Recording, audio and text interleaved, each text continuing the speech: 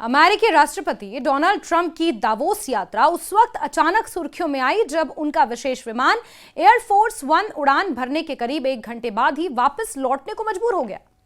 यह घटना मंगलवार रात की है, जब राष्ट्रपति ट्रंप स्विट्जरलैंड के दावोस में आयोजित होने वाले वर्ल्ड इकोनॉमिक फोरम में शामिल होने के लिए रवाना हुए थे।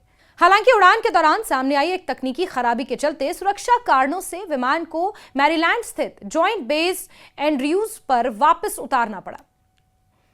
व्हाइट हाउस की ओर से इस पूरे घटनाक्रम को लेकर बाद में आधिकारिक जानकारी साझा की गई। प्रेस सेक्रेटरी कैरोलिन लेविट ने यह बताया कि उड़ान के दौरान एयरफोर्स वन में एक छोटी इलेक्ट्रिकल समस्या सामने आई थी। हालांकि ये कोई गंभीर खराबी नहीं थी, लेकिन राष्ट्रपति की सुरक्षा को सर्वोच्च प्राथमिकता देते हुए विमान को वापस लौटाने का फैसला लिया गया। उनके अनुसार यह निर्णय टेक ऑफ के तुरंत बाद ही ले लिया गया था और सभी सुरक्षा प्रोटोकॉल्स का पूरी तरह पालन भी किया गया। विमान में मौजूद मीडिया कर्मियों के अनुसार टेक ऑफ के कुछ समय बाद प्रेस कैबिन की लाइटें अचानक से बंद हो गई थी। कुछ मिनटों तक कैबिन अंधेरे में रहा, जिससे यात्रियों के बीच हल्की असमंजस की स्थिति भी पैदा हुई। उस समय किसी तरह की आधिकारिक घोषणा नहीं की गई थी, लेकिन बाद में यह साफ हो गया कि ये उसी इलेक्ट्रिकल समस्या का हिस्सा था जिसकी वजह से विमान को लौटाया गया। रात भर 11 बजे स्थानीय समय पर एयरफोर्स वन सुरक्षित रूप से जॉइंट बेस एंड्रयूज पर उतर गया। व्हाइट हाउस की रैपिड रिस्पांस टीम ने भी सोशल मीडिया के जरिए इस घटना की पुष्टि की। पोस्ट में कहा गया कि उड़ान के बीच तकनीकी समस्या की पहचान कर ली गई थी और एहतियातन विमान को बेस पर वापस लाया गया। साथ ही यह भी बताया गया कि राष्ट्रपति ट्रंप और उनकी टीम अब एक अन्य विमान के जरिए स्विट्जरलैंड के लिए रवाना होंगे, ताकि दावोस में होने वाले कार्यक्रमों में किसी तरह की बाधा ना आए। विमान की वापसी के तुरंत बाद मैरीलैंड बेस की ओर बढ़ते हुए अमेरिकी सरकारी वाहनों का एक मोटरकैट भी देखा गया। इससे यह साफ हो गया कि राष्ट्रपति की सुरक्षा व्यवस्था को तत्काल दोबारा सक्रिय कर दिया गया था। सुरक्षा एजेंसियों ने बिना किसी देरी के वैकल्पिक इंतजाम शुरू कर दिए, जो यह दर्शाता है कि ऐसी परिस्थितियों के लिए व्हाइट हाउस हमेशा तैयार रहता है। दावोस यात्रा को लेकर ट्रंप पहले ही काफी उत्साह जता चुके थे। रवाना होने से पहले उन्होंने पत्रकारों से बातचीत में इस यात्रा को रोचक बताया था। उन्होंने कहा था कि दावोस में कई वैश्विक नेताओं से मुलाकात होगी और अहम मुद्दों पर चर्चा की जाएगी। ट्रंप ने यह भी कहा था कि उन्हें नहीं पता कि वहां क्या होगा, लेकिन अमेरिका का प्रतिनिधित्व पूरी मजबूती से किया जाएगा। ऐसे में विमान की ये अनियोजित वापसी निश्चित रूप से उनके कार्यक्रम में एक अस्थायी रुकावट के रूप में देखी गई। इस घटना ने एक बार फिर एयरफोर्स वन की उम्र और उसकी तकनीकी स्थिति को लेकर सवाल खड़े कर दिए। मौजूदा एयरफोर्स वन विमान करीब 4 दशकों से अमेरिकी राष्ट्रपति की सेवा में है। इसे अपने समय में अत्याधुनिक तकनीक और सुरक्षा सुविधाओं के साथ तैयार किया गया था, ताकि राष्ट्रपति लंबी और संवेदनशील यात्राएं सुरक्षित रूप से कर सकें। बावजूद इसके समय के साथ इसकी उम्र बढ़ने के कारण तकनीकी दिक्कतों की आशंका भी बढ़ती जा रही है। हालांकि बोइंग कंपनी लंबे समय से एयरफोर्स वन के नए संस्करण पर काम कर रही है, लेकिन यह परियोजना कई बार देरी का शिकार हो चुकी है।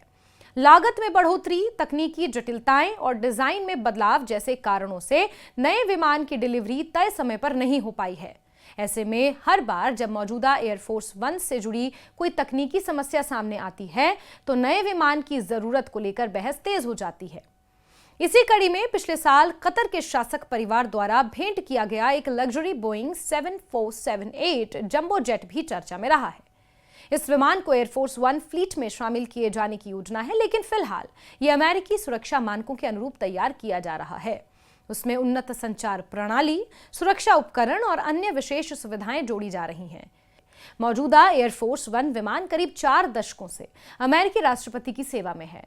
इसे अपने समय में अत्याधुनिक तकनीक और सुरक्षा सुविधाओं के साथ तैयार किया गया था, ताकि राष्ट्रपति लंबी और संवेदनशील यात्राएं सुरक्षित रूप से कर सकें।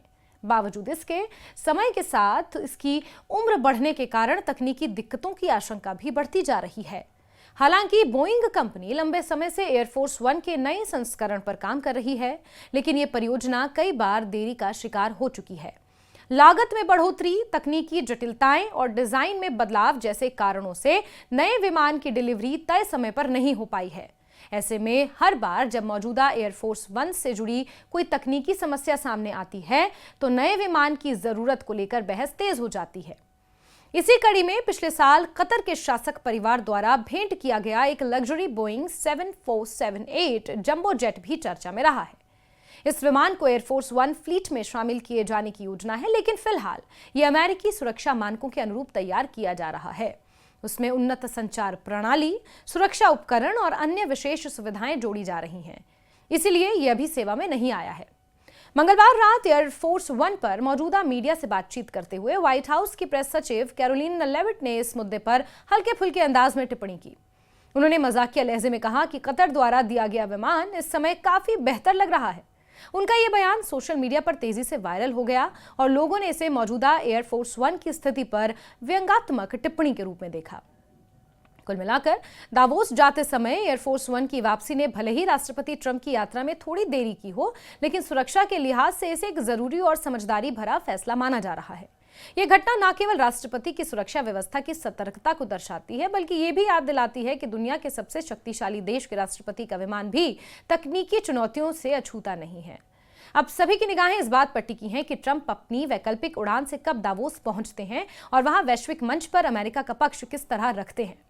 हालांकि आधिकारिक तौर पर अब इस बात की पुष्टि हो चुकी है कि तकनीकी खराबी के कारण ही डोनाल्ड ट्रंप के विमान को यू टर्न लेना पड़ा, लेकिन वैश्विक राजनीति में इस यू टर्न के कई और मायने भी निकाले जा रहे हैं।